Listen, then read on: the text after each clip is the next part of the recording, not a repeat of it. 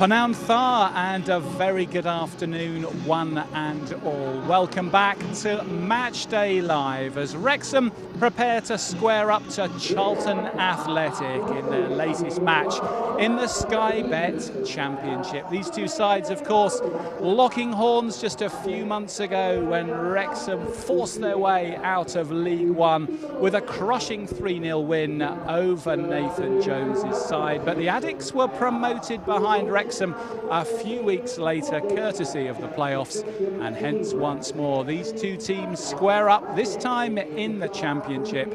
The visitors, no doubt, keen to ensure they come away with a very different result to the one last April. Mia Roberts and the returning Andy Morell are on Match Day Live this afternoon. It is, as you can probably see, the United Airlines day today, with complimentary scarves for all who come into the Stoke Kairas, including Mia and the returning Andy. Andy, first of all, how was Safari? Yeah, very, very good. It's a shame that I chose 2 weeks, though, where there were 5 games of Wrexham, but needs must, and yeah, I ended up having 2 weeks in Cape Town and the Garden Route, and seeing meerkats and lions and whales and all sorts. Has had a brilliant time, loved it, and back to it now, and looking forward to the game. Sounds an awesome trip. Great to have you back on Match Day Live. Mia hasn't been quite so far in the last few weeks, but she did travel to Portsmouth on Wednesday night. Mia, what were your reflections on that one? Yeah, I think it was, in the end, a really good result for Wrexham. I think, obviously, again, it was one of those where we've made a couple chances, I think 2 or 3, particularly the Lewis O'Brien one, which on another day, it's one of them again where you're thinking he's got to find the back of that net and maybe do a bit better in that position. But I think, especially after the Coventry result on the Friday, to come away from Fratton Park with a point, on what was a difficult night, they were responding to a really heavy loss against Birmingham, so they were well up for it, and they put us under some real pressure. But defensively, again, at the moment, we look like a team that's really hard to beat and hard to score against. Win, draw, Andy, in the last 4. That's a good method generally over a season, isn't it? If you can go at 2 points a game and win your homes and pick up points on the road, you're not going too far wrong. No, that's right. And like you say, I think just the thing that's missing, we need back-to-back wins now, to really just strengthen our position. And you've seen how tight this league is at the moment, that 2 wins back-to-back can just catapult you 5 or 6 positions up the league. So I'm sure that's what they've spoke about. But again, if you're not losing and you're still picking up points, keeping that tally ticking over there, they'll be very, very happy.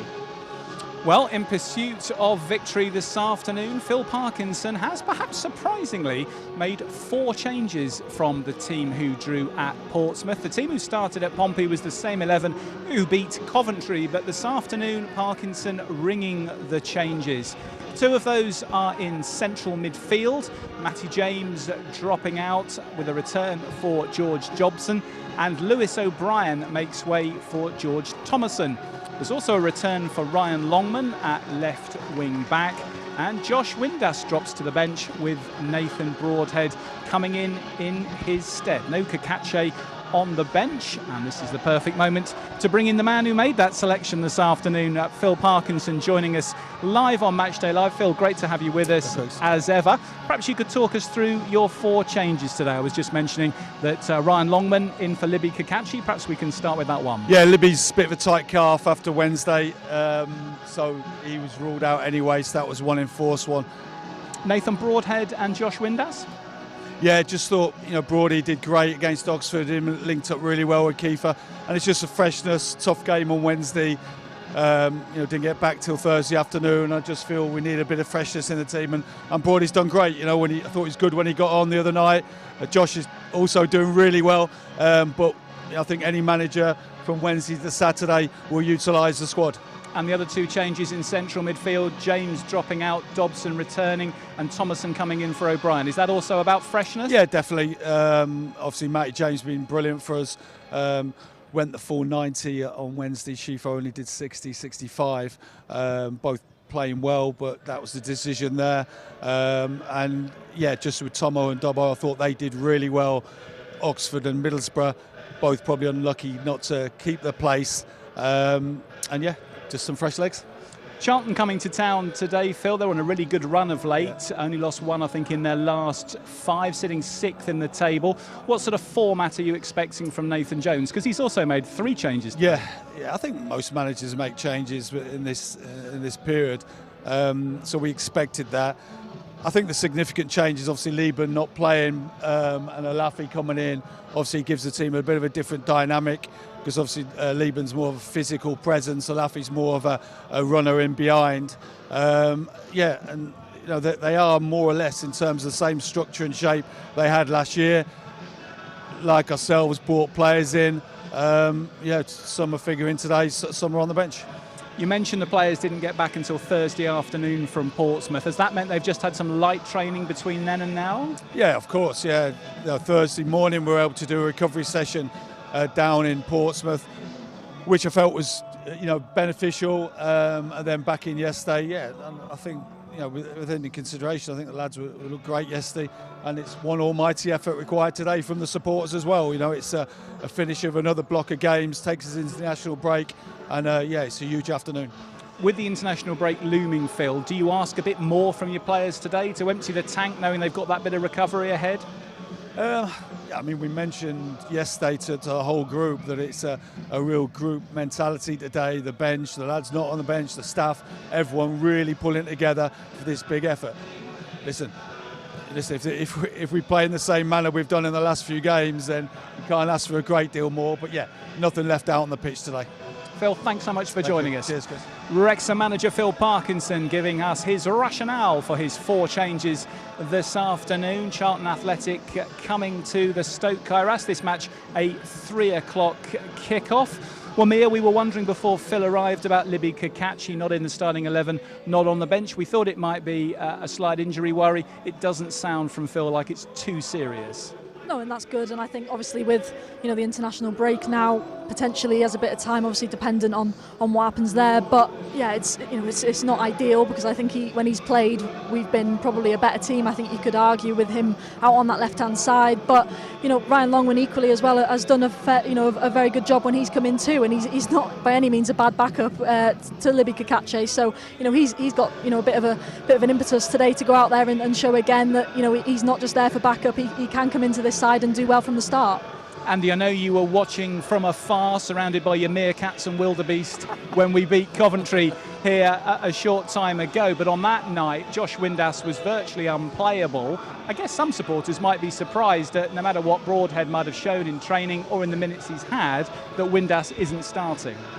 Yeah, but I think he's just utilising his squad to just be really at the top of their game. They know that every game that they're going to play in this championship, they're going to have to be at their best. And if they've got a player that is at 85% even, and we've got one that's at 100 and chomping at the bit, then they've got the quality. They're both really, really good players, and he's got that in his squad. That's what we've got, a huge, great strength in depth. And so why not use him if they're 100%? I'm sure we'll see Josh Windass at some point today, and he'll bring that quality that he has done over the past couple of years. But again, another chance for Broadhead to come in and really show how good he can be, especially at home. Well, let's have a reminder of the league table going into this afternoon's game, because Wrexham have been making steady progress into the central areas, having picked up points well in recent weeks. But Charlton Athletic have really gone even better than that. Wrexham, we can see they're in 14th position, 4 wins, 6 draws and 4 defeats, and a bang level goal difference. 9 points clear of Norwich in the final relegation place. But if we turn our attention to the top of the table, then Nathan Jones' side have really had a cracking start to the season, sitting in 7th spot, only been beaten 3 times in 14, on the edge of the playoffs there. Sometimes, Mia, the team that comes up through the playoffs has a difficult time of it the following season, particularly at the start, because you're about a month behind everyone else. What do you think Nathan Jones has done managerially to have such a good start for the Addicts? I think he's done a lot of things really well. I think sometimes people forget when he went into the club in February 2024, Charlton were about 20th in League One. So to even just get out of that league is incredible in itself. But then to do what he's done so far in the Championship again speaks to his managerial assets and his qualities. And I think they had a really good summer in terms of recruitment. Not too many huge names maybe necessarily through the door, but what they did is brought in these top players from League One, in your Charlie Kelmans, Harvey Nibbs, being a couple of them, and obviously as well as that players he's worked with before, the boys from Luton, that he's already got good relationships, and that's something that always bleeds through in a Nathan Jones team. Is he has really good relationships with his players, as well as the sort of club, if you like, when obviously things are going well. The home form has been really good. I think they've only lost 1 at the Valley since last December, so that speaks for itself. He's doing a really good job at that club, and there's a really good sort of feeling around it as well at the moment, and he's got them playing some really nice stuff. He says himself he's quite open. They are defensively focused. They want that clean sheet, and then whatever else comes with that will follow. But I think you saw it the other night when Sonny Carey tucked away a really nice finish in the last few minutes. He runs straight over to his manager, and he's the first person he goes to and hugs, and that sort of speaks volumes to the sort of culture they've got at that club at the moment. Sonny Carey, the central 3 at the back, he's settled on them now in the last sort of 6-7 games. He's fell on these 3 that have been really good, and they've had 6 clean sheets so far this season, which is level with Coventry and Stoke at the top of the league. So they are a really defensively strong unit, and then with Sonny Carey adding that little bit of spice, that little bit of quality in there from Blackpool, he's got a team now that can win games, and they've just had no pressure on them either. They've come up, they're not expected to go and smash it, and so that's where you can play free and go, and obviously with the manager behind him and his enthusiasm, they've just carried on the momentum that they had last season. Well, one of the key men for Blackpool for Charlton this afternoon is Tyrese Campbell. Tyrese Campbell, a young striker who we can look at now in profile against Josh Windus. Windus on the bench for Wrexham this afternoon, but we fully anticipate that he will get on late in the game as a general rule. Phil Parkinson has been emptying the bench between 60 and 70 minutes, so I'm sure Windus will have a part to play and can bring his energy and enthusiasm to bear against potentially some tiring legs. Windus a bit more experienced, particularly at this level. 4 goals and those 3 assists, all coming, of course, last week against Coventry for Kiefer Moore's perfect hat-trick. Tyrese Campbell a little bit earlier in his career, yet to get off the mark with goals this season, but he has certainly provided the assists. Change up top, as Phil was mentioning today, for Charlton. No Miles Leaburn, who provides that traditional centre-forward role. How do you think that might change Tyrese Campbell's role today, Mia? I think he gets given sort of quite a lot of freedom in this sort of system that Nathan Jones has them playing, because obviously for the most part he's asked to do a defensive role, and a number of obviously Charlton's attackers are asked to do that because they're quite happy to sit in and go on the counter. But that means, you know, when they do win it back, sometimes he will just advance further forward the pitch, and that gives him that bit of freedom and that extra space, which for a player of his quality, I know he hasn't got on the score sheet so far this season, but he can definitely do that, and he can hurt teams. And you know, again, I know his numbers don't necessarily speak volumes in terms of just the 2 assists and 0 goals, but a lot of Charlton's goals this season have started with him being higher up that pitch and causing the opposition defensive problem. I think they'll be trying to exploit the sides down behind our wing backs, really, with the pace that they've added. Normally they'd be hitting Leaburn and playing off him for seconds and the striker running off him. But now with Olave, I think they'll just be hitting those channels and asking the 2 strikers just to run in there and cause the problems down the side of us more. Charlton against Wrexham then, this one a 3 o'clock kickoff here at the Stoke Kairas. Both of these teams were in action in midweek. Charlton leaving it late thanks to Sonny Carey, as we were mentioning, a 96th minute winner against West Bromwich Albion. Wrexham made one of their longest trips of the season right down to the south coast to face Portsmouth. Let's have a reminder of how that one went.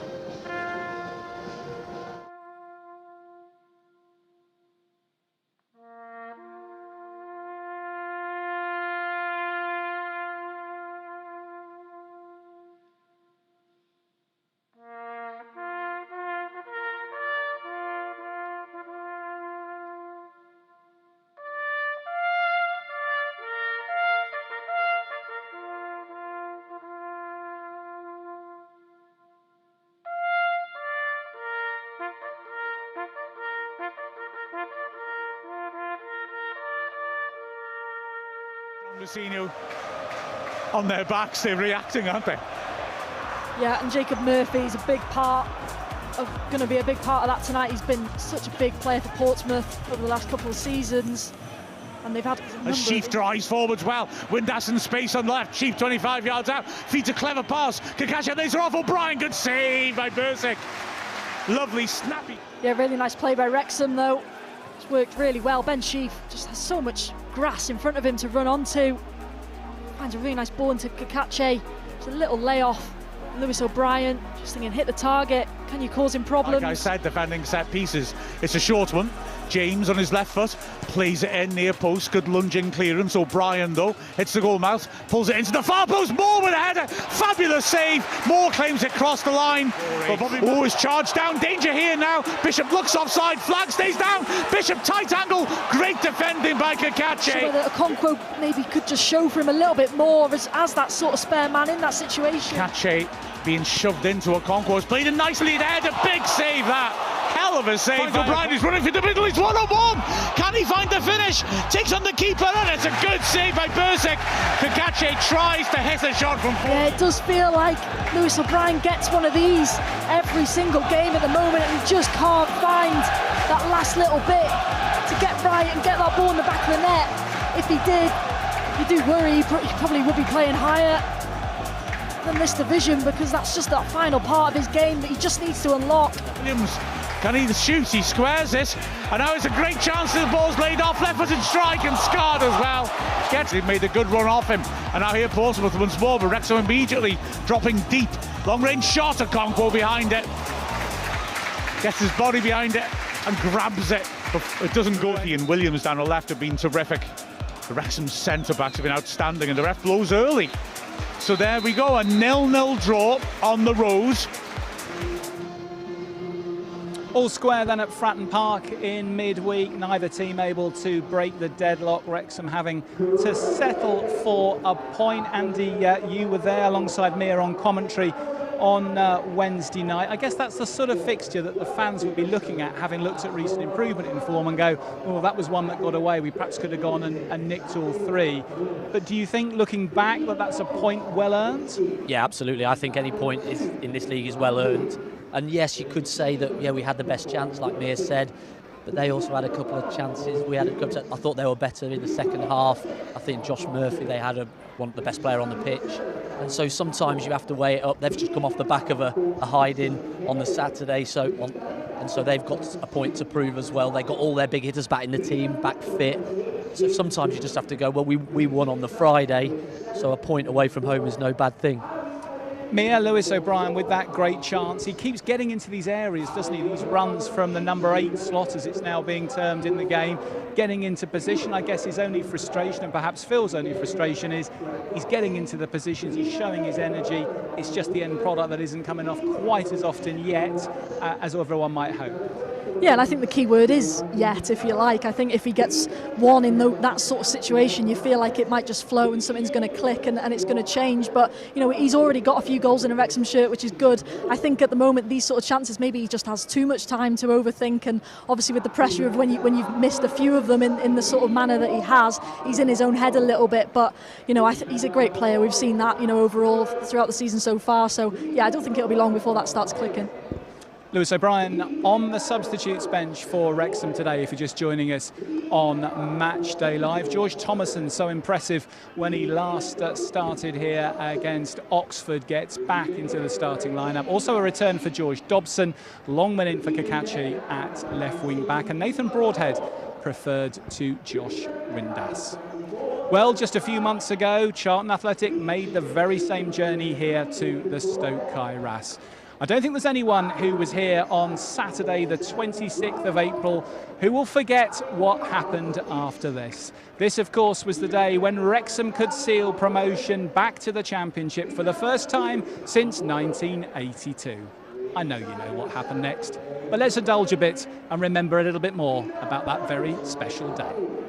Panawn Thar, and a very warm welcome to the Stoke Kairas.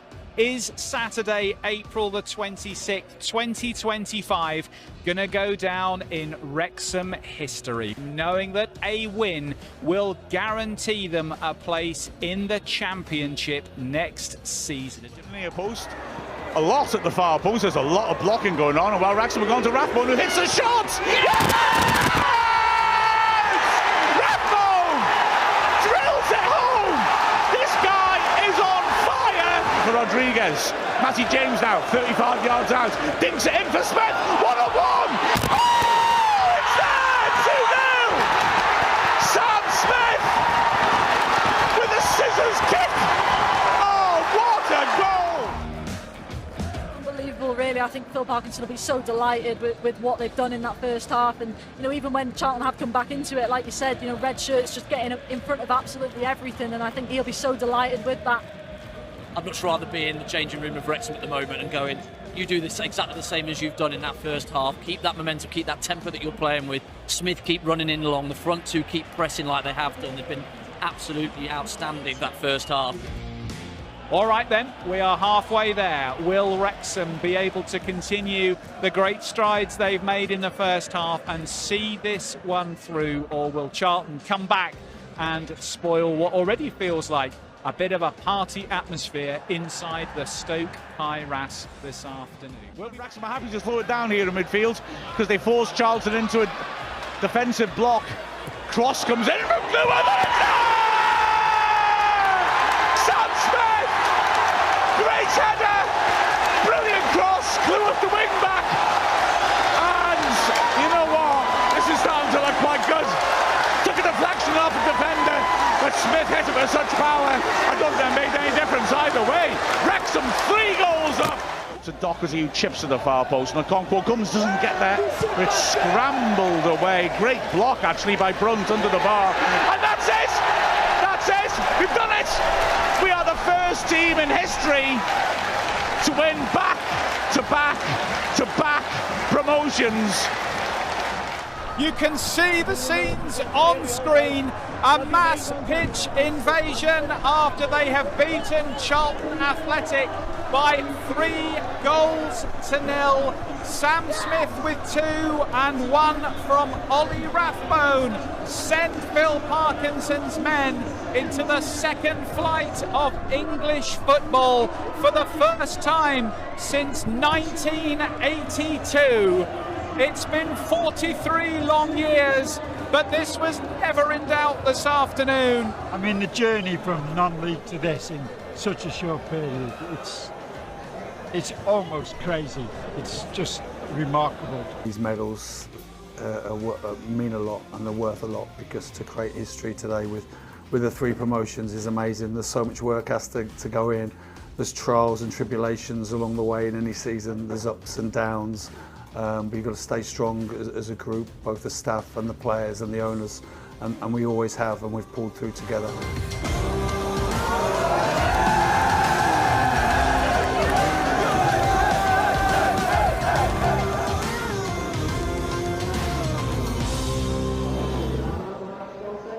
Happy memories indeed of a late evening in April earlier this year. Wrexham sealing promotion back to the Championship. It really was quite a day and quite a night for all who were here, and all who, of course, who followed events from farther away. Mia, Andy, we were, of course, all here that day. When I look back on that, Mia, I think one of the things that always stands out for me was the fact that it was the perfect theatre for the climax to it all. Sometimes in English football, you get to an event and at full time, a team have achieved what they need to do, and then everyone's on radios and on phones and, has the other game finished? I've heard it's 1-1. No, it's not, it's 1-0. Have we done it? Have we not done it?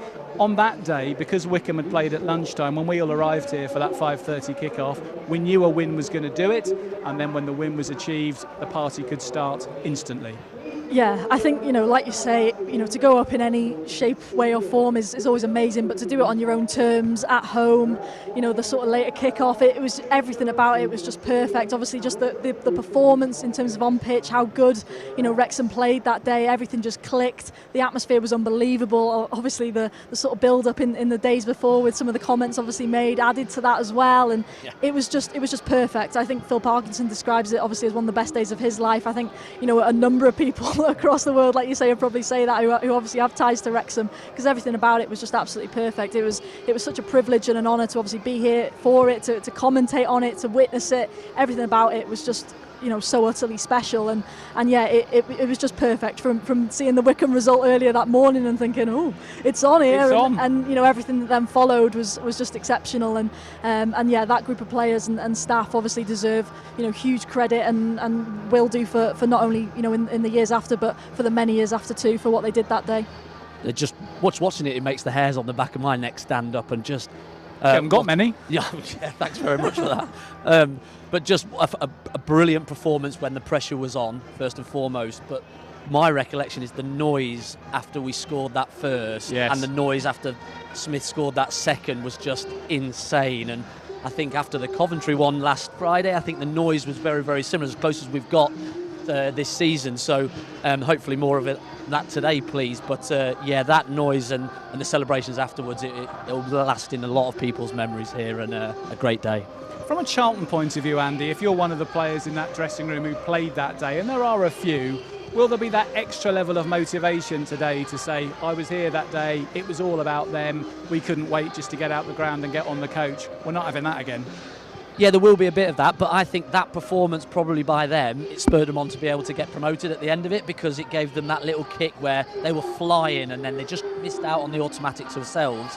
But then they've had that realisation that, no, we've got to be at our best to really get... If we'd have drawn that and we'd have ended up going up, they might have just limped into the playoffs, but they really then... I think that was an eye-opener for them to then go on and push on and go up. So I definitely there'll be a bit in there going, right, let's get one over on these, because it's a bit of history.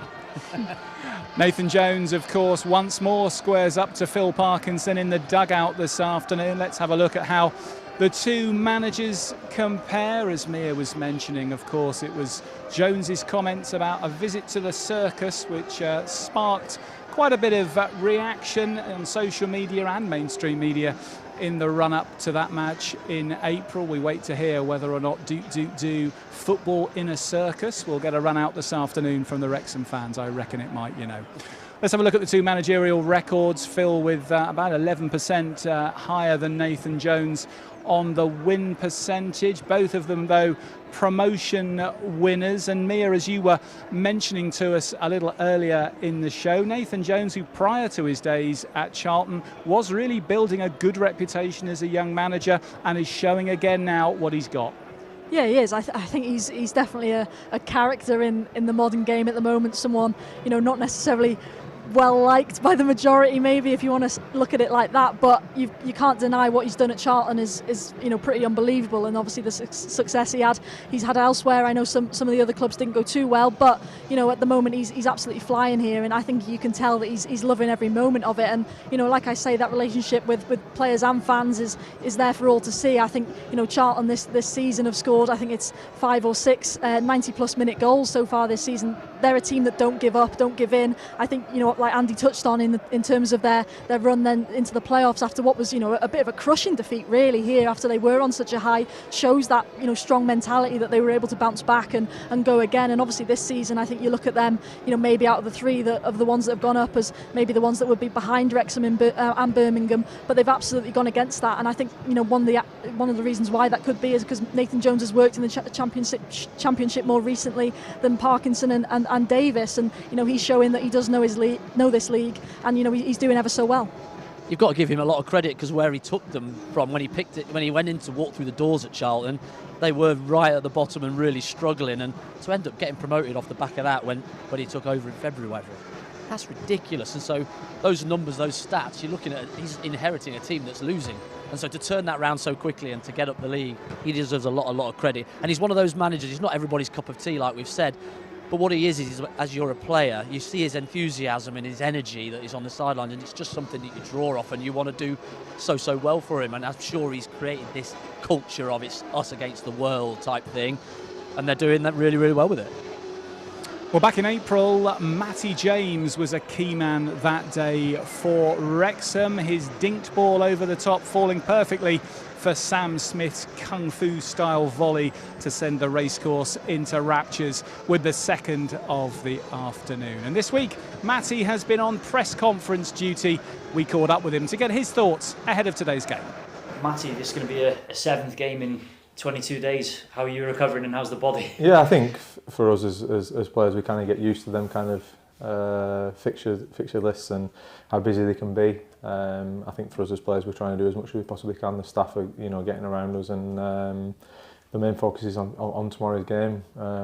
You know, we've had a good week of playing and recovery, so you know, we're ready to go tomorrow. It's been relentless, but it's been a pretty successful block of fixtures in terms of points and how you performed. Yeah, I think, you know, for us as a group, you know, players and staff, we've kind of got around each other, and the togetherness that's been shown in certain games, the performances, you know, like you said, the points there have been really good, and hopefully we can continue that tomorrow afternoon. And Portsmouth as well, it was a different kind of test, yeah. But to keep a clean sheet away from home, it's always a plus, isn't it? Yeah, I think, you know, it was a difficult game, it was a tough game. I think the defensive performance was very good to keep the ball at the back of the net.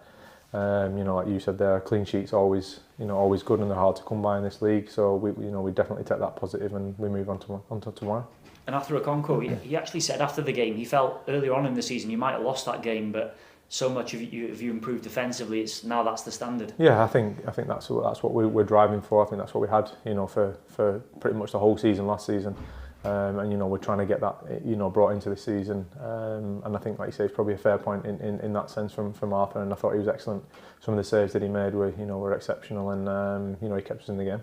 And at the start of the season, you were creating lots of chances, but the defence was maybe a bit weaker than you'd have liked. But you've shored that up now. I mean, what do you think has been the key to improving that record? I think sometimes a little bit of confidence as well. You know, getting the first kind of home win as well. You know, I think, you know, going away, keeping the clean sheet, you know, it's a positive thing, and I think that's what it is. I think it's a little bit of confidence, a little bit of belief, you know, and I think it's kind of everyone working together from front to back. I don't think it's just the defensive lads. I think, you know, forwards have come back, you know, and defended set players exceptionally.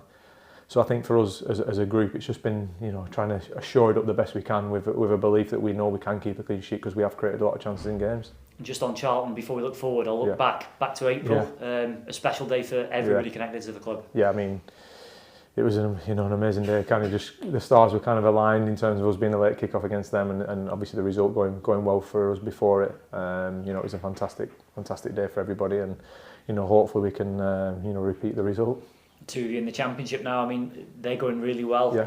It's going to be a really tough one tomorrow. What do you expect from them and the Nathan I think Jones? you know at the minute, like you say, they're in good form. You know, they are doing really well.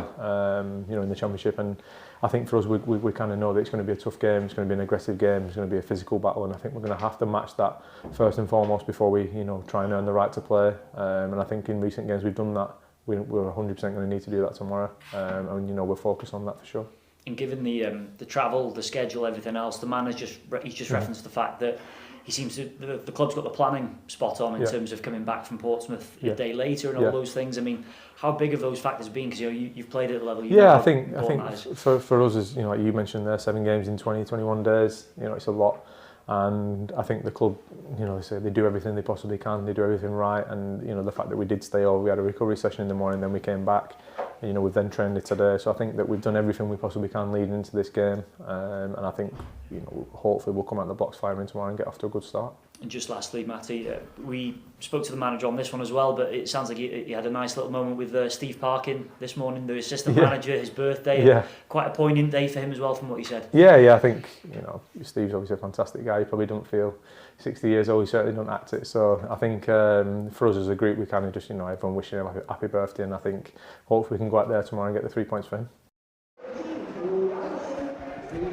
Matty James, Wrexham central midfielder, and in recent weeks an ever-important influence in the centre of the park for the team. Matty on the bench today as Phil rotates his central midfield options, George Dobson and George Thomason back in.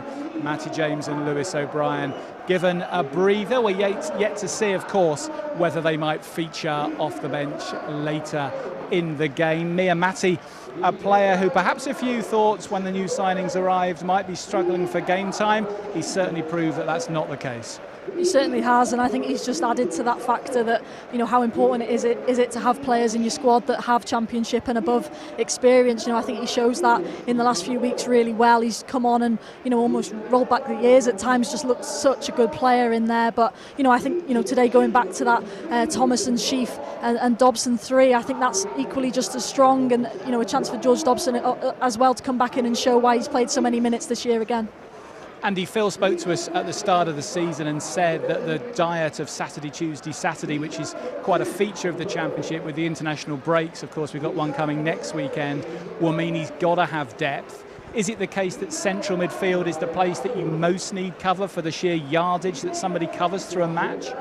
Yeah, I would say so, but also some teams that you play against might need different types of our players to combat it. So for me, they've put legs in there today because Charlton are an all-energy type team, and so that will match us up with them. But Portsmouth away, we're more, because we're away, we might be able to just sit in a little bit, maybe dominate the ball a little bit, because Portsmouth don't have the ball that much, and so 2 sitting midfielders might suit us a little bit better to be a bit more secure away. So I think there's a bit of everything in there today, but I think the 2 new boys that have played really, really well, didn't deserve to really come out the team, but they go in again with another opportunity to prove that they're good enough to stay in the team, and so they've got really healthy competition in all places at the moment.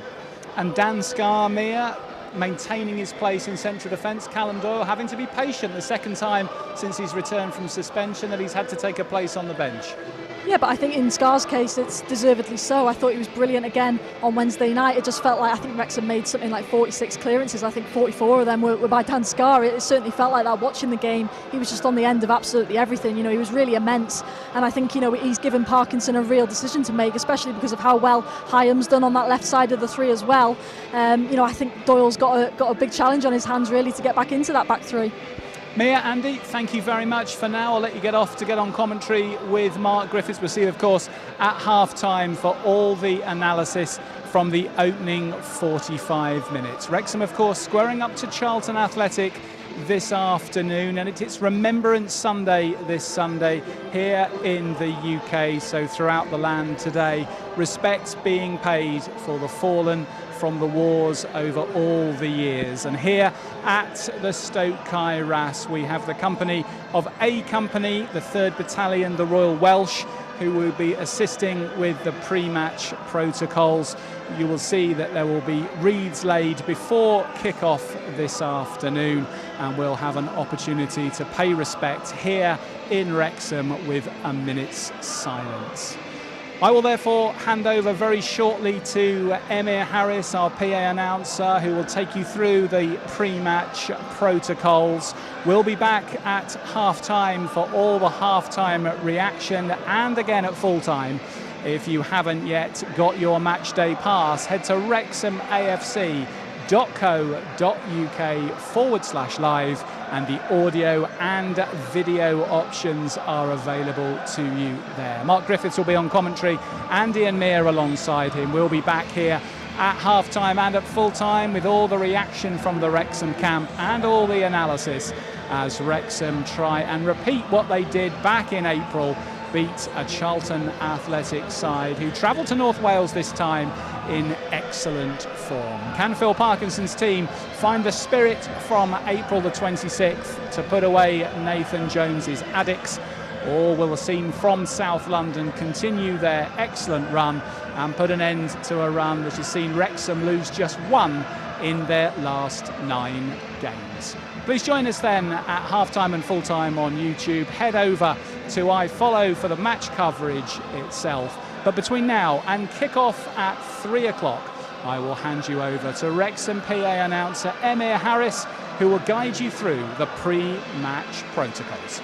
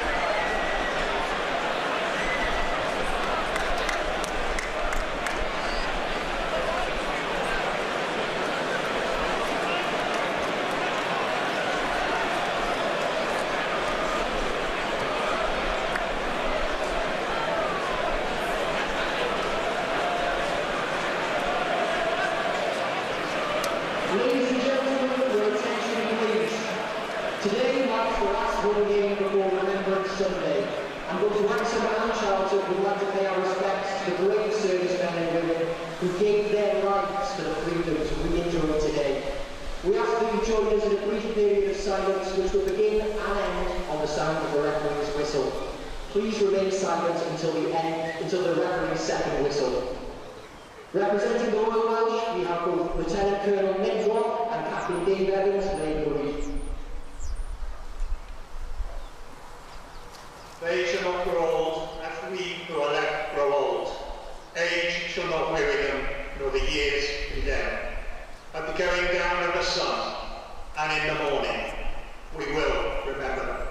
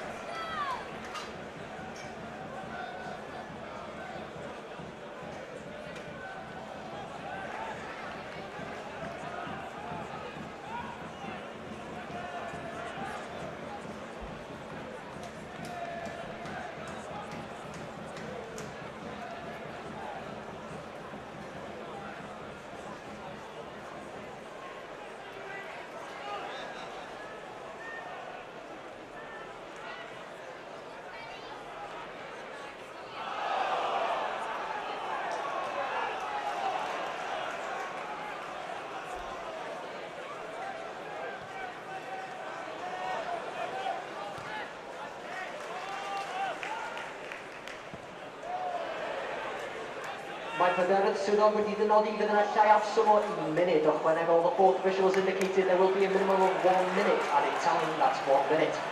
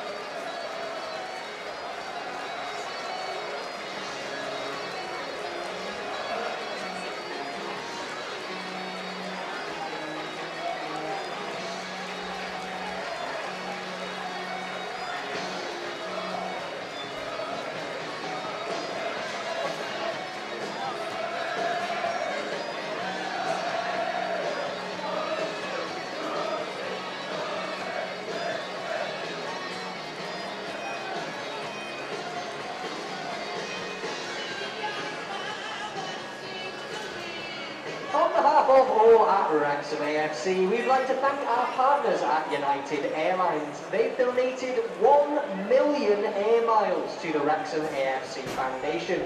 This will help us in our mission to positively change the lives of children and young people using the power of football. Thank you very much. Diolch yn fawr iawn.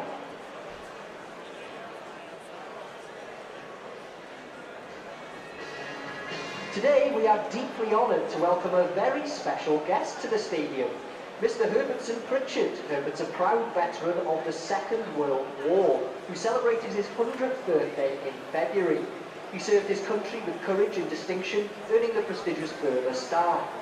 On this day of remembrance, as we reflect on the immense sacrifices made by Herbert and his generation to protect the freedoms we enjoy today, we invite you to join us in offering Herbert a warm and heartfelt round of applause in recognition of his extraordinary life and service. That'll be on the count of 3. 1, 2, 3. From all of us here at Wrexham AFC, thank you, Herbert. You're a true inspiration to us all.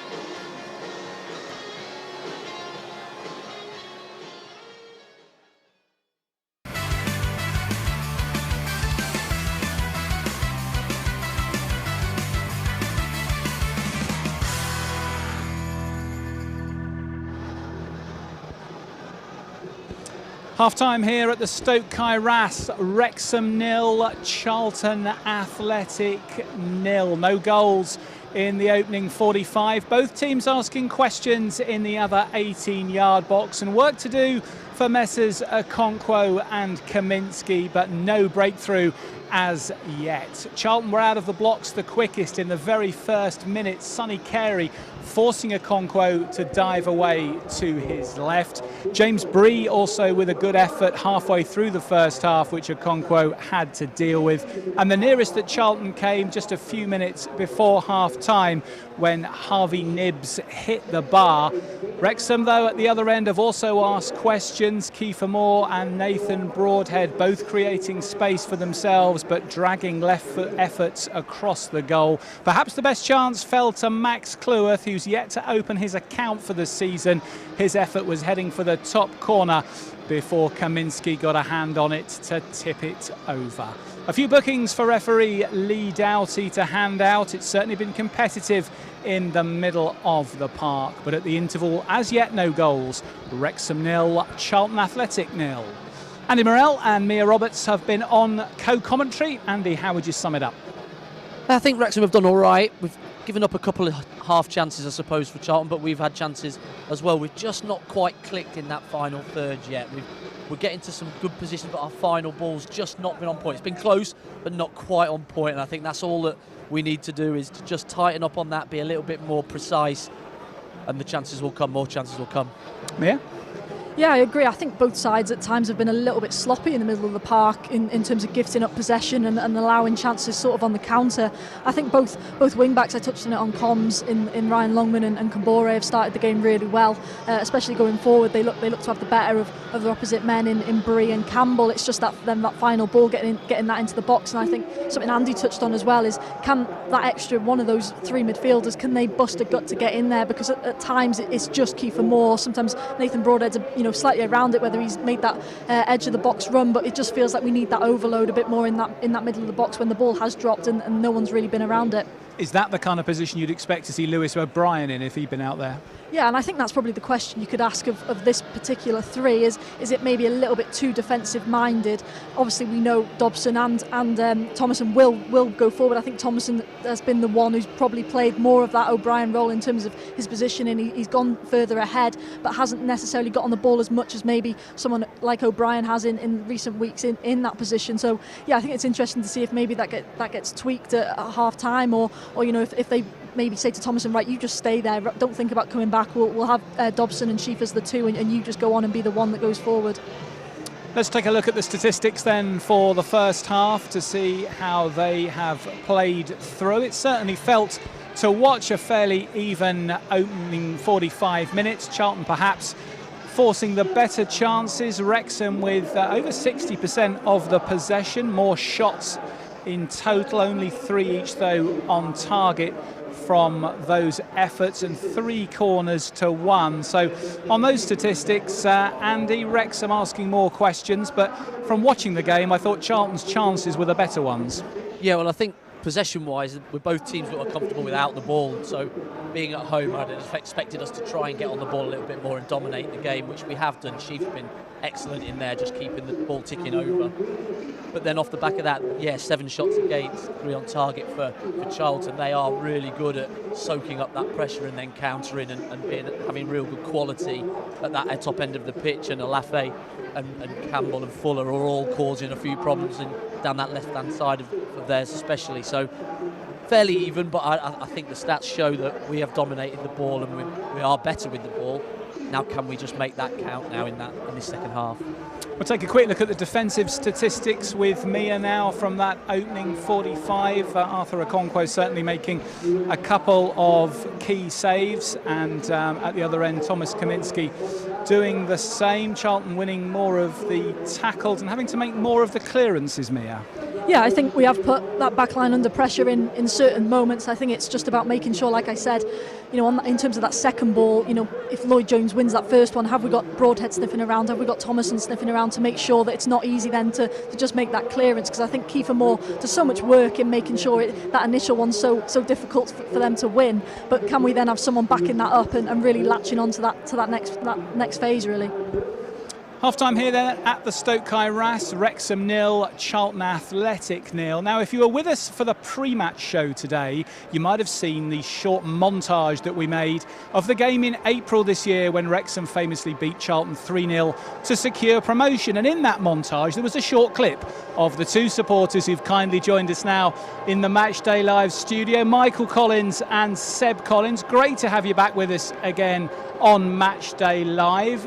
Michael, perhaps I'll start with you. I know you've been home and away with Wrexham so far this season. You made the long trip to Portsmouth, fair play to you, in midweek. Give us your overall reflections on how you think the season's gone so far. I'm happy. I'm happy with the season. I think mid-table, I think everybody would have taken that. I think we're doing well. I think we look a championship club. We don't look out of depth at all. And what time did you get back from Portsmouth on Thursday morning? 3:15, I walked through my front door. That is a fair old effort. Just to make you feel better, Mike, Mia was on the team plane. Well, we didn't need to say that, did we? Sorry, Mike. I think she was home, had a cup of tea, maybe made some toast, been asleep a few hours. Well, that's a great effort. 3:15 in the morning, serious commitment. Which of the away trips so far this season have you enjoyed the most? I have enjoyed them. If you remember, you asked me which one I was looking forward to. I do. And I said Southampton, and it was our first game, and I really enjoyed that. I thought we were very unfortunate. But yeah, Millwall, Norwich, it's been really, really good. I mean, 3 years ago, we were trotting off to Bromley and Maidenhead. And are you still having some pinch me moments, Mike, when you're sitting on the coaches? Yeah. You're still having some pinch me moments when you're sitting on the buses? I mean, you're looking at some of these stadiums and you think, wow. I mean, some of the games we would have loved to have in a cup draw, you know, and now we're just playing them in the league games. Every week, I know. Seb, how have you found this season so far from your point of view? I think it's been all right. I think we've held our own. I wasn't too surprised to find ourselves mid-table, to be honest, and I'm just glad that we're not, you know.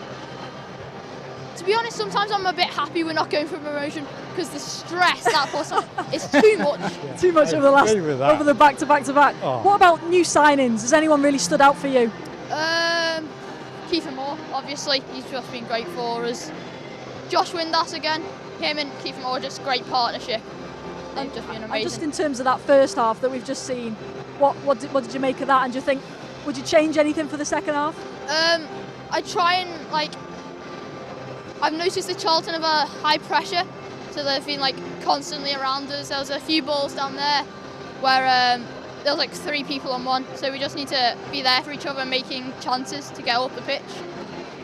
In terms of identifying, Seb, with the new players, everyone's been conscious, obviously, this summer of so many of the much-loved back-to-back players moving on and new faces coming in. How do you feel now about the new team? Do you feel it's your Wrexham? Well, obviously I've seen back-to-back, and I'm so happy for the players that have moved on to, Ollie Palmer, Swindon, etc. like that. And but yeah, I've enjoyed. I never think I'd see Kiefer Moore come to play at Wrexham, to be honest. That's just a dream, to be honest. And yeah, I think it is my type of Wrexham, yeah. And Mike, as you saw the signings coming in through the summer and the quality of players that were arriving, did your aspirations and hopes for where Wrexham might finish this season change? I realised we had to strengthen the side. Some of the players we've signed I never thought we'd be able to get Broadhead and, as Seb said, Kiefer Moore. But there's got to be a big shout out for Max.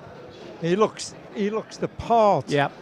I mean, he's one of the very few players who's played every minute of every game in this division, and I think he's been amazing. And how good is that to see? A boy who's come through the academy, representing Wrexham, knows what it means. I think in years to come, people are going to look back and think, how good he, I think a future captain, ridiculous amount of games. I hope I'm not putting the thing. But yeah, I just think he just looks the part. And Seb, finally, FA Cup third round used to be something that we would dream of reaching. Now we go straight into the competition there in early January. We're yet to see Wrexham draw a big Premier League team in any competition in the recent Phil Parkinson era. Who would you most like to see us paired with when that competition starts after Christmas? Are we talking Premier League sides? You can have whoever you like, but I was thinking you might go there. I mean, Liverpool Wrexham would be a great draw. Yeah. Not for us, for them. But I'd love to see Everton versus Wrexham. I think that'd be a good game. Okay. Okay, Mike? Tottenham. I'd like to go to Tottenham. You'd like to make the visit, yeah. It's a fair old stadium, I'd like isn't to it? go to Tottenham. Special place to watch football. Well, look, I can FA see Cup starts in January now, Chris. Absolutely. One time when we were getting in the fourth qualifying round, we were already about 3 rounds in. End of June. Seb, Mike, thanks so much for coming back to join us Thanks, again. We'll let you get back to your seats for the You're doing second a great half. Thank job. you, Mia. I can see the players are out behind us. Wrexham and Charlton Athletic then ready for the second 45. This match deadlocked at 0-0 at the interval. Will Wrexham have the minerals to force a victory in the second half, or will Nathan Jones's side, famous for their late winners, have the chance to dampen local spirits? Please come back to us on YouTube, same link at full time, and we'll have all the analysis and reaction. Bye for now.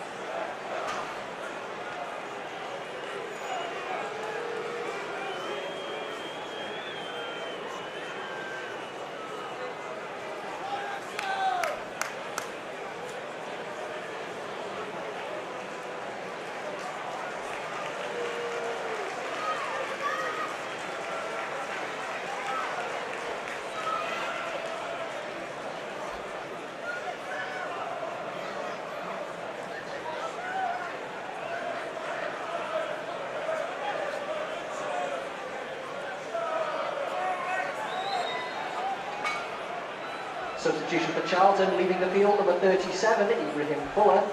He was replaced by number 10, Greg Doherty.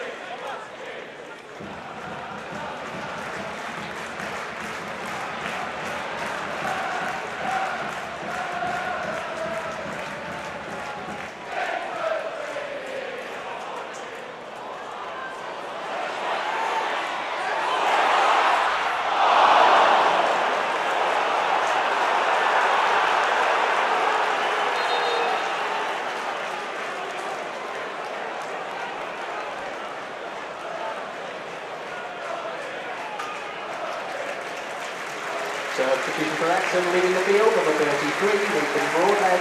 He's been replaced by number 10, Josh Winder.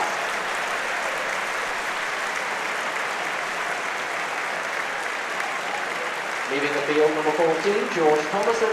He's been replaced by number 27, Lewis O'Brien.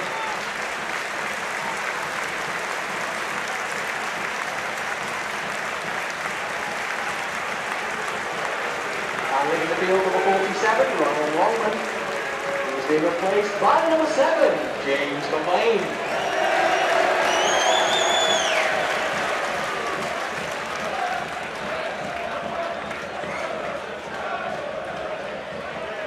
Leaving the field for Charlton, number 41, Harvey Nibs. He's been replaced by number 27, Leonel Fernandez.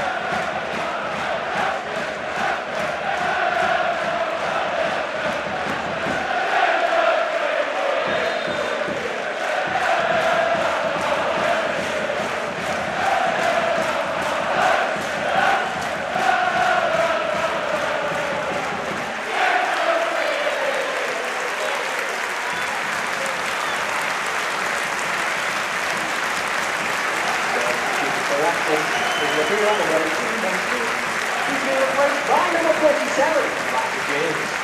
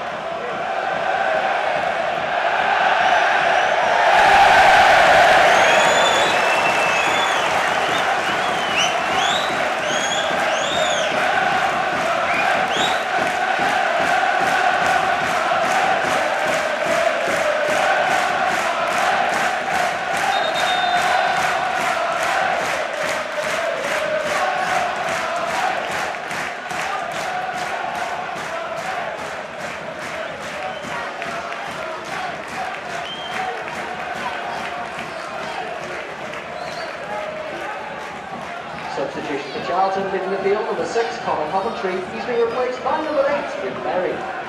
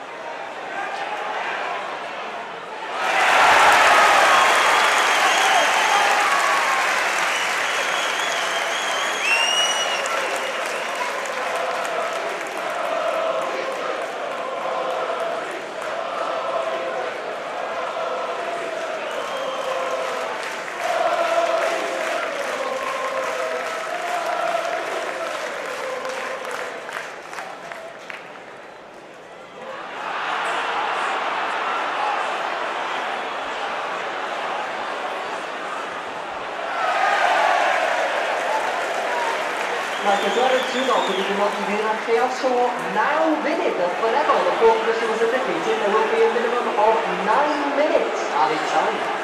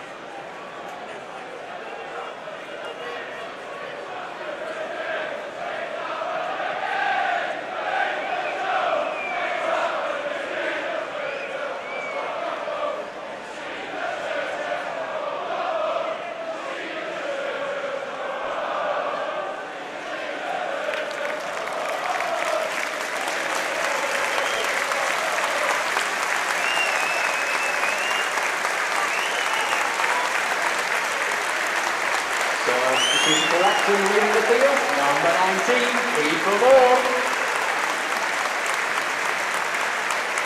He's been replaced by number 28, Sam Smith.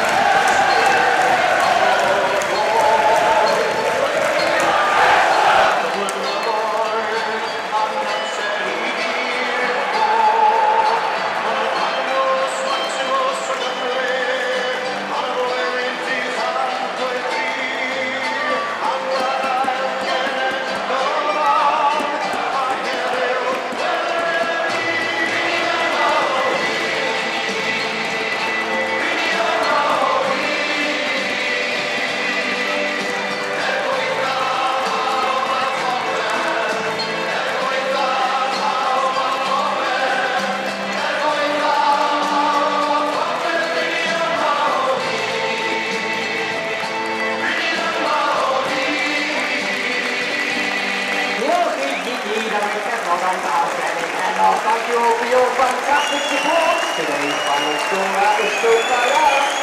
Wrexham 1, Charlton 0. Thanks to all again, have an additional attendance tonight, 10,594. That's it for 4,279 away fans. We begin next at the Stoke House and forget after that. And then in Bristol, with a different time on Managerial. Otherwise, the next one in the Stoke House is on the 26th of November, when Bristol City are the visitors for the last championship match, which kicks off at 8:45.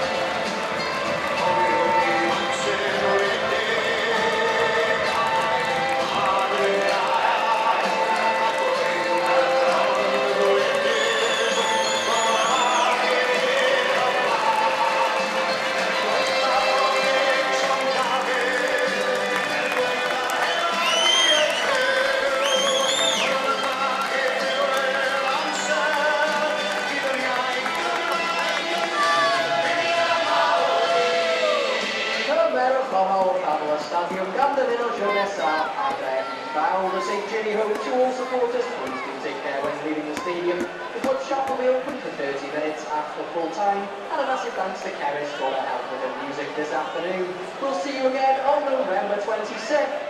That's like that!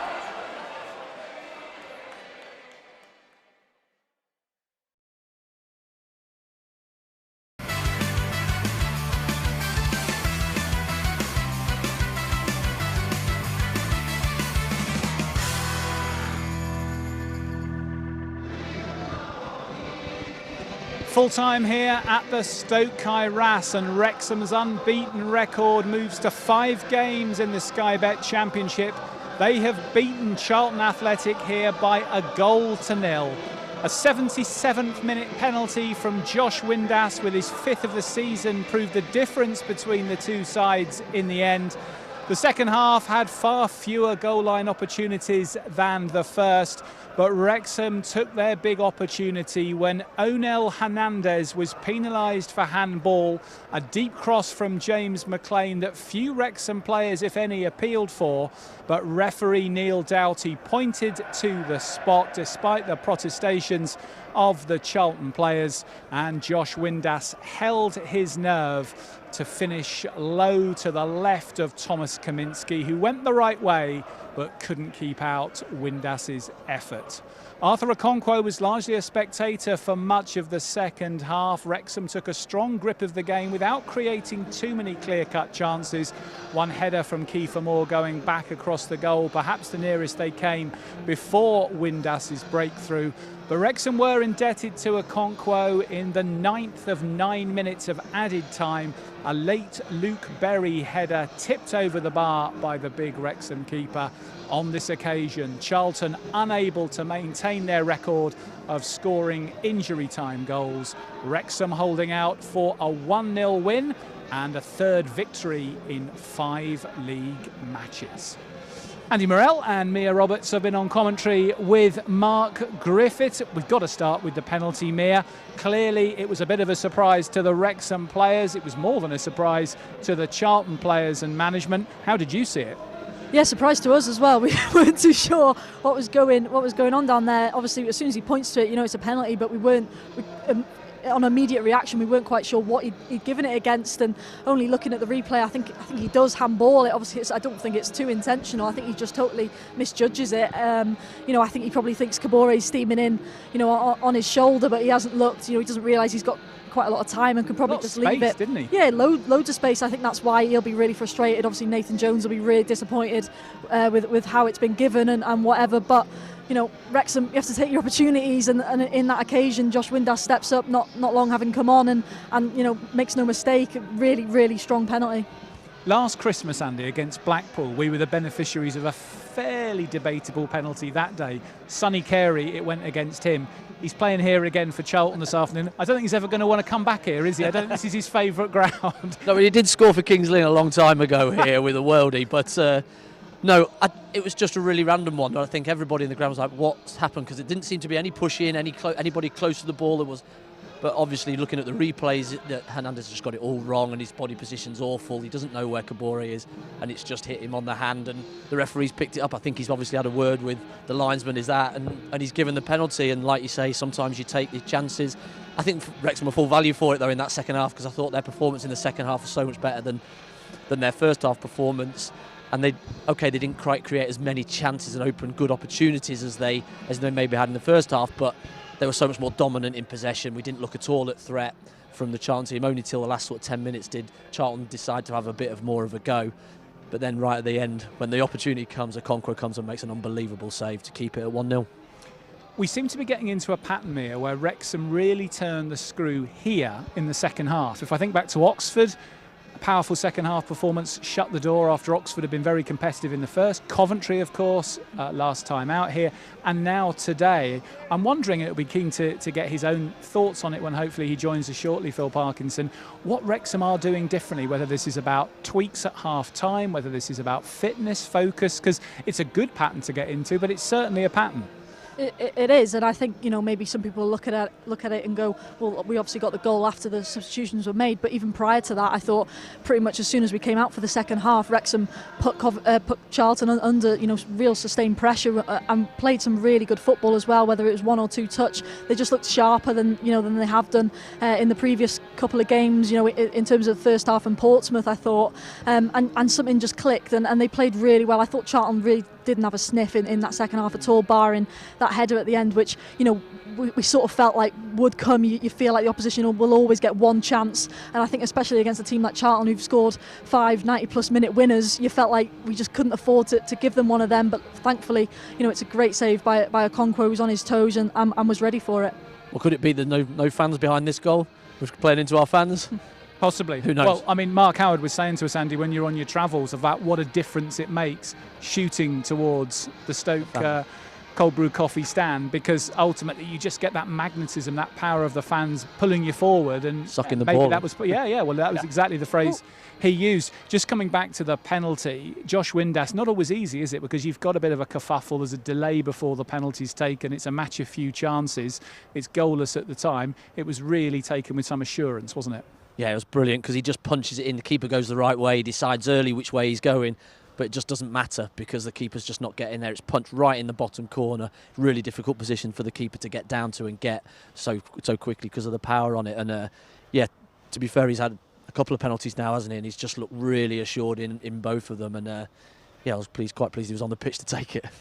Just give us a perspective, Andy, because you joked that you'd missed 5 games recently. Coming back now, what are you seeing differently about the way this team is playing? I don't think there's a great deal in the performances. I think the fans are more embedded with the team. They sort of get the team. I think the Coventry one was a big one, but the win against Oxford has helped. And we talked about they had a connection with Mullin and Palmer and these lads because they've gone up through the league. They hadn't got that with these players. They didn't know what they were, and I think Issa Kapore's been the big one. He's the one that the fans are singing for at the minute. He's the one that they first got onto and connected with, and now he's got his song, and they now feel that these players are our players, and they're playing. They're not just coming for a payday in the Championship. They're coming to play for the badge and for the shirt and to be progressive and take this club on where we all want it to go. Mia, we talked earlier in the season on this show about the wait for that first home win, which had taken a while, but we've now seen 3 consecutively, Oxford, Coventry, and now tonight. I know that Phil was wanting to make the Stoke Kairas a fortress again. It's certainly starting to feel that way, isn't it now? Yeah, it is. I think that all really kick-started obviously with the Oxford win, but then the game at Coventry, I think, one, obviously we don't know what's going to happen the rest of the season now, but I think that's one that people are going to look back on, obviously because of what Kiefer Moore and Josh Windass produced that night, but just the overall atmosphere, it was just incredible on that night. I just thought, it, like Andy said pre-match, it sort of took us back to that Charlton game towards the end of last season in League One in terms of just how it felt and, you know, that connection between the players and the fans. Kiefer Moore at post-game that night doing the sort of Paul Mullin-esque fist pumps that we spoke about, and those relationships are so important. You know, I think you can sometimes write them off a little bit, but that connection that this club, let's not get it, you know, wrong, it has been built on for the last few years, where, you know, these fans feel so close to these players and feel like they really do represent them. So yeah, I think this place is becoming a real fortress again, and that's really key to obviously this season, because how well have we started away from home as well, so that, you know, it can only really go up from here.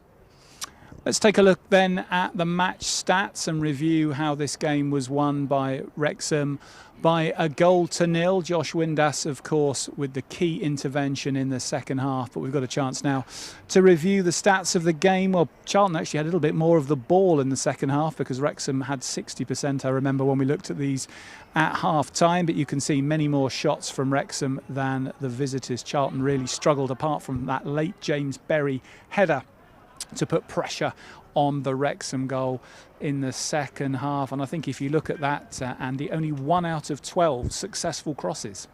Yeah, and that tells you how well the back three are playing for me. You know, the three that moving Dom Hyam to the left-hand side, it's not ideal because he's not left-footed, but Stan Sky, I have to give him massive credit because he was an addition at the end. Everybody thought he'd go in the summer. He hasn't. He's had to hang around. He's had to wait. He's had to be patient.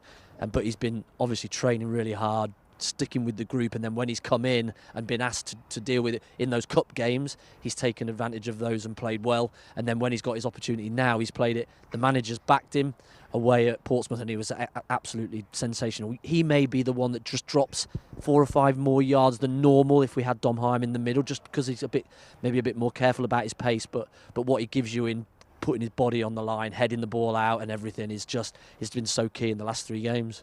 Wholehearted player for sure. Let's have a look at the defensive statistics from this one. We're hoping to catch up with Phil Parkinson very shortly. I can see he's working his way through his media rounds, so stay with us for Phil. We'll just have a look with Mia at the defensive stats. Charlton winning more of the tackles. They had to be won because Wrexham were offering more threat. Charlton having to clear more with 34 of those, including 14 in the air. And it certainly felt, Mia, in the second half, after a fairly even opening half, that Charlton were having to work harder defensively.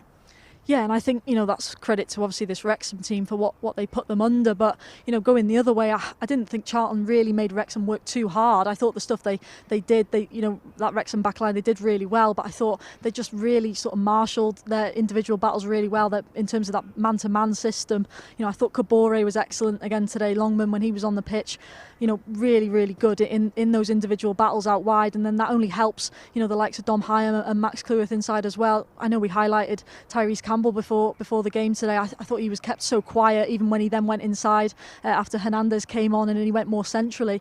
You know, they were kept so quiet. I don't think Charlton really had a big opportunity other than the Berry header. They certainly didn't create much through the middle, and again, that's credit to that Wrexham midfield as well, who defensively were excellent. I was surprised not to see Leeburn come on at the end. I thought he caused us problem last year, and so I don't know why they didn't throw him on and chuck it forward a little bit more, but go direct. I'll get out of the way. No, just welcome in. Phil, congratulations. Excellent win. What are your thoughts? Yeah, so pleased. It's the end of a run for us, and it was important we go into the international break with another good performance and 3 home wins on the bounce. You know, after the start we'd had at home, it was a great tribute to the lads. Yeah, we were just saying, Phil, in discussion, that the ability to manage a second half here seems to have become very much a Wrexham method. Oxford game, Coventry, and now today. Is this something you've actively spoken about, or what do you put it down to? I think, you know, we always like kicking to that end first of all anyway, and I didn't think Charlton would turn us around after what happened last time they're here today.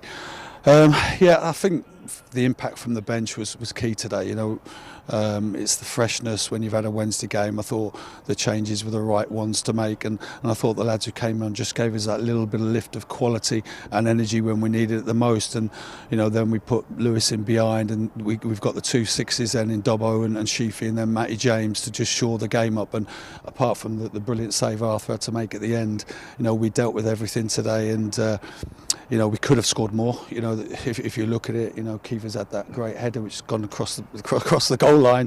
The rebound from the keeper. There was other moments, but listen, a 1-0 again for us in terms of resolute, and we carried on from Portsmouth in the way we defended. Give us your thoughts on the penalty. Yeah, I haven't seen it back, but at the time I couldn't see what it was for. So, and if it has gone our way, then I think we were well overdue a bit of luck. It looked like a deep cross, and it might have hit Hernandez's hand. He was in a bit of space. The challenge, I guess, for Josh Windass at that moment is when there's all the kind of discussions and the clarification going on, is keeping your head and then finding the finish. When he signed, did you have him in mind, he's my new penalty taker? Listen, Josh is a very confident player, and there's not many players I'd want in that situation than Josh Windass. He wasn't going to get the furore, kind of let that affect him at all, and he stuck it away. And I thought the lads, him, Lewis, Matty James, Jimmy, James McLean's great to get James on today, and he was great. Just a word about Dan Scarr. We've just been talking about him again, Phil, because he kept his place. Callum Doyle's obviously having to be patient coming back from his suspension. What were your reflections on Dan's performance today and the run he's had in recent weeks? Brilliant. He's just strong, committed defender, defends the box brilliantly, has waited for his chance and trained really hard while the chance has come, and that's what we say to the lads. George Thomason a few weeks ago, I left him off the bench. The next game he was starting, and the opportunities come, and can you take them when they're presented to you? And Scarry's been a pivotal part of us getting those 2 clean sheets and the run we've been on. You've got the international break now, the chance to have at least a bit of a rest, although I'm sure you'll be busy in preparation for the next section. Just to sort of stand back a bit, Phil, how much are you enjoying it personally this season compared to life in League One, League Two and the National League?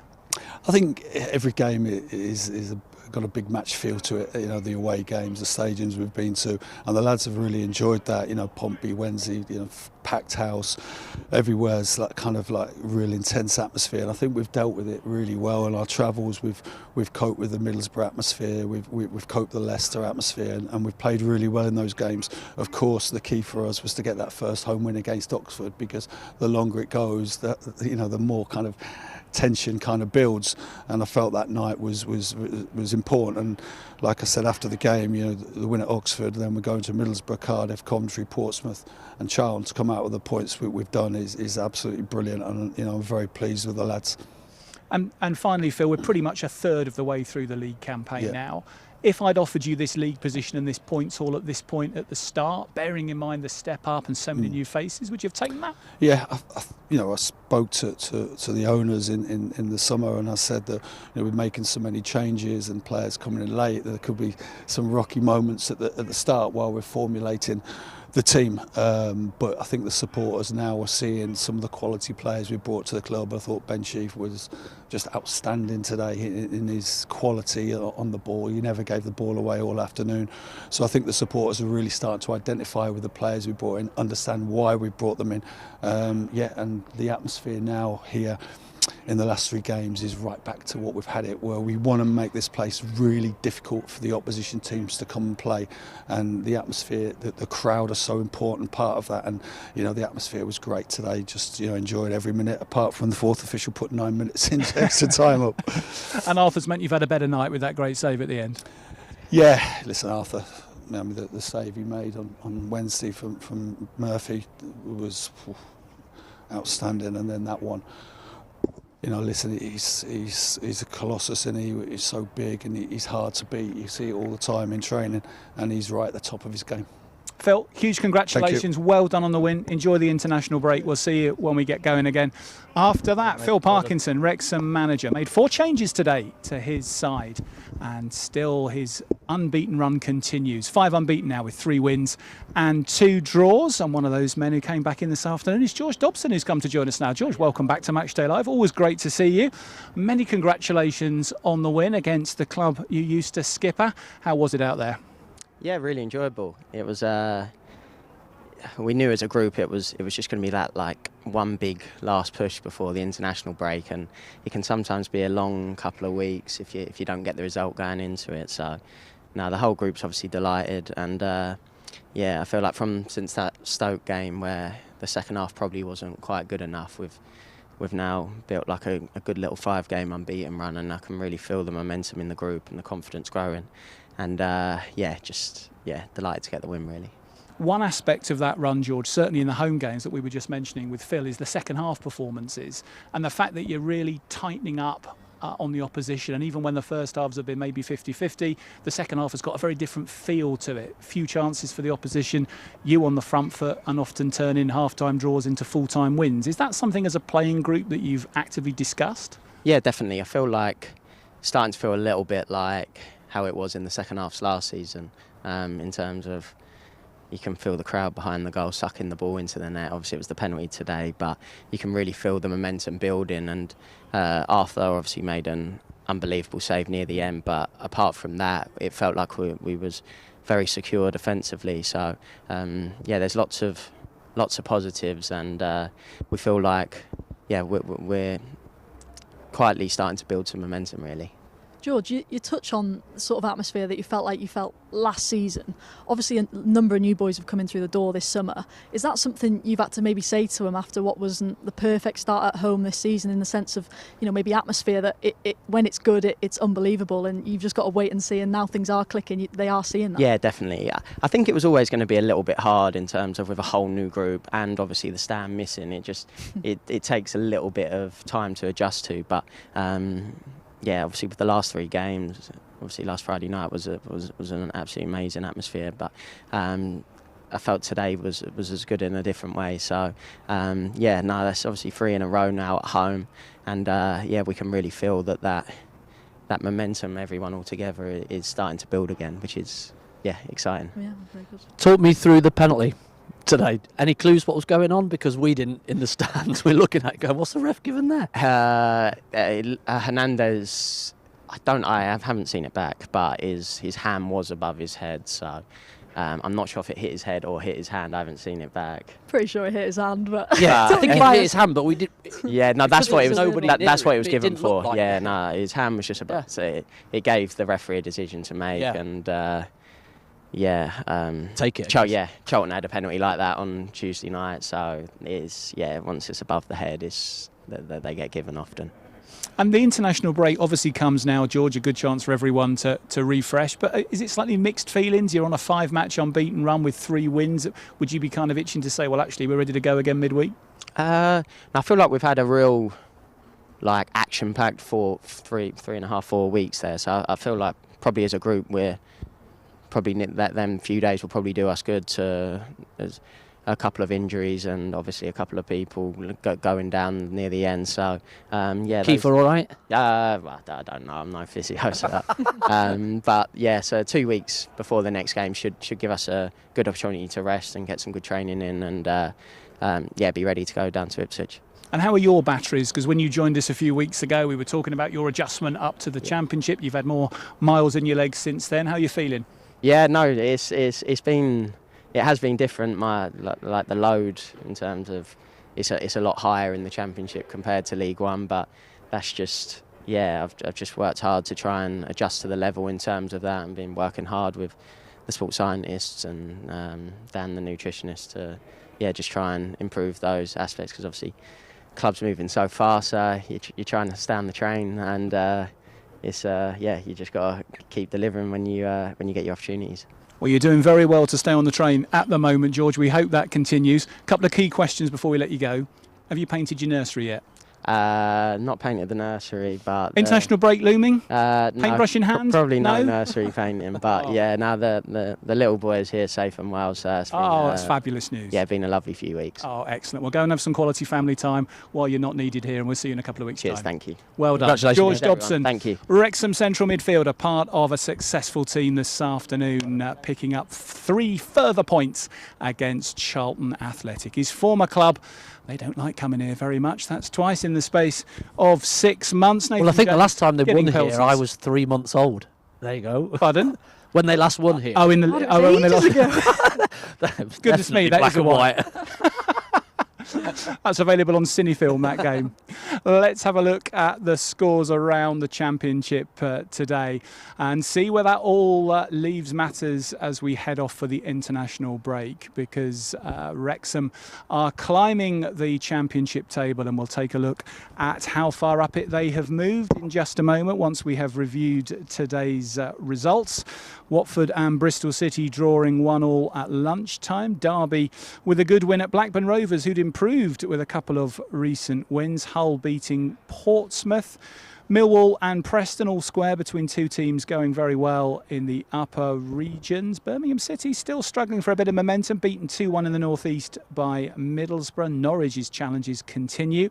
They are beaten 2-1 at home by Leicester. Sheffield United and QPR playing out a stalemate. Southampton have had a revival since Will Still's departure. Sheffield Wednesday, of course, continuing to struggle with all their off-the-field challenges. Another good win for Coventry City against high-flying Stoke, just further showing what a good win that was for Wrexham.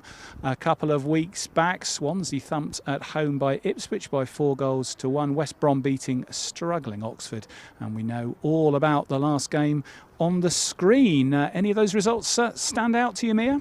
Yeah, the Middlesbrough one straight away was the one I was looking at. Obviously, a number of rumours around Rob Edwards, his current possibly future. Going to Wolves, and he got told to stay away though, didn't he? Yeah, so he wasn't on the bench today, massive result for them. I mean, looks like it's done, doesn't it? Yeah, to do that when all that's going on behind the scenes, I think that speaks a lot to the players they've got in that dressing room, but also Birmingham. I mean, after a really good couple of results, I think 4-0 both last two games, to not follow that up again. I mean, there's a few questions there maybe, but yeah, this league, it just continues to give you narratives. They've bounced back really well, haven't they, from getting beat here, with 2 wins. So again, especially against Stoke as well, who are high flying as well. So that just adds their little gap at the top. That Rob Edwards situation, it's a little bit like the Matt Bloomfield one last year, wasn't it? When he got his head turned by Luton, and you're thinking, well, I've got the club that know me inside out, pretty much to the zenith of my league. There's a good chance we might get promoted.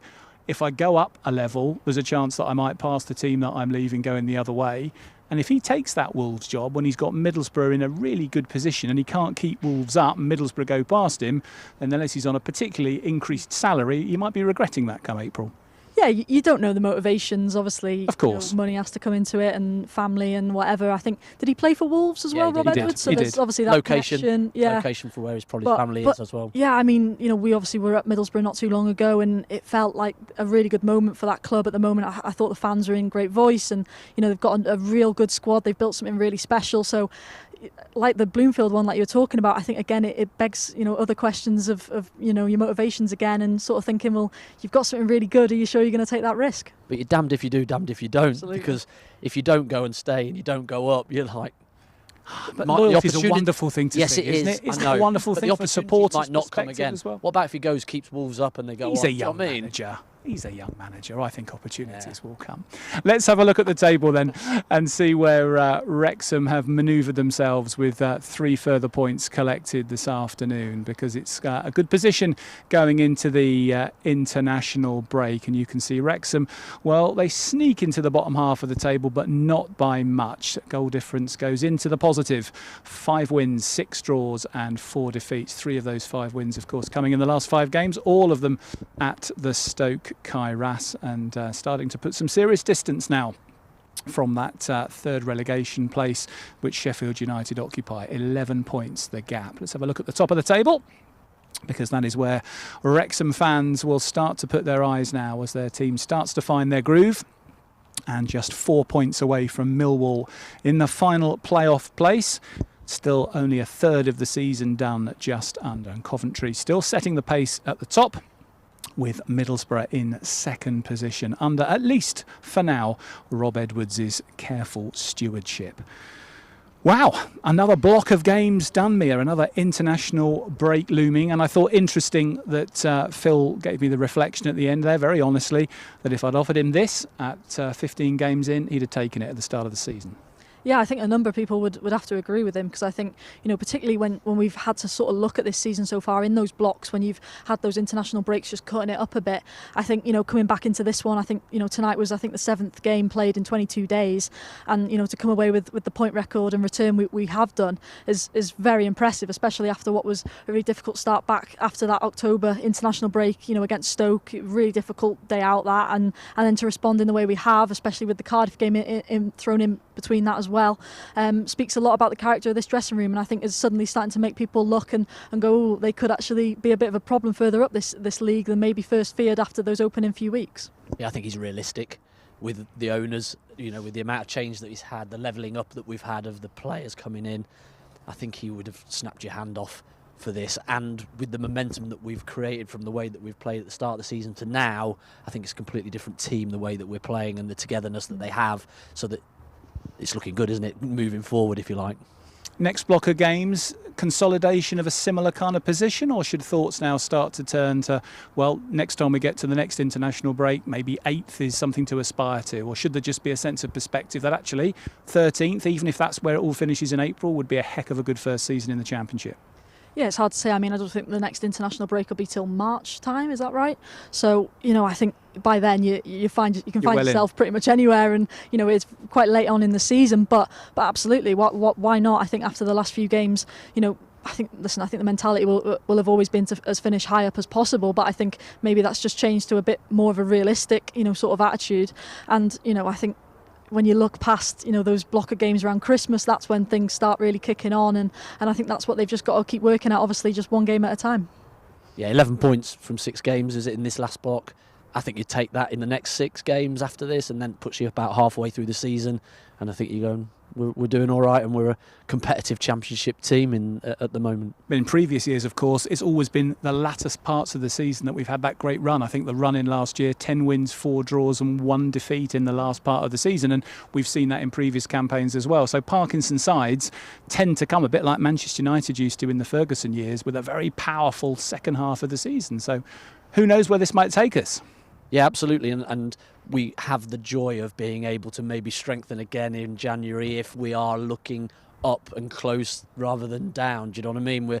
If we are mid-table and we're 2-3 points off the playoffs, then I think the owners will maybe go again. I think as well, it seems just incredibly quite open this year in the Championship. When you look at how the ones that have gone down are performing. Even when you look at some of the other ones, the so-called ex-Premier League clubs in your Norwiches who find themselves where they are, Sheffield United. It's very open, and you're suddenly looking at now Middlesbrough possibly losing their manager. Obviously Coventry, they've been on similar runs, but then they've sort of fallen off in the last few weeks of the season. So maybe there's an option there for a team like Wrexham to just steam on through. Who knows? On that train. Open possibilities. On that train. Choo-choo. The Dobson Express. Any plans for this evening, folks? Doing anything fun? Resting up Mia for you ahead of the big one tomorrow, I guess. I think so. Getting off all this gear and getting off the gear and getting the Llandudno. Yeah. Having your Doctor Who moment of changing from one to another. I've got the wife's 50th on Monday, so I've got to go shopping tonight. Okay. Got to get her a card or something. Shopping on a Saturday night. Rock and roll, Andy. Rock and roll. Well, I'm going home. And then in an hour, I'm coming back here to William Aston Hall to see Francis Rossi, who's still going, age 76, the status quo frontman. I just hope that someone tells him that his 1977 mega hit, rocking all over the world, is in fact, name of lyric, Super Ben Foster in goal. Come on, Mia. Sorry. You weren't born in 1977. I'll take that one. But hopefully tonight he'll sing it in the Wrexham version. But I'm looking forward to being back here in about an hour for that. Lovely. See you both very soon indeed, and good luck tomorrow, Mia, for the big game. Okay, so Charlton Athletic made another trip to the Stoke Kairas, 7 months on from Wrexham's big day in League One. This time it was much more a battle of nip and tuck, but Wrexham prevailed in the end with a bit of help from Odell Hernandez. From all of us here at the Stoke Kairas, Diolch am Wylio. We'll see you in a couple of weeks. Good night.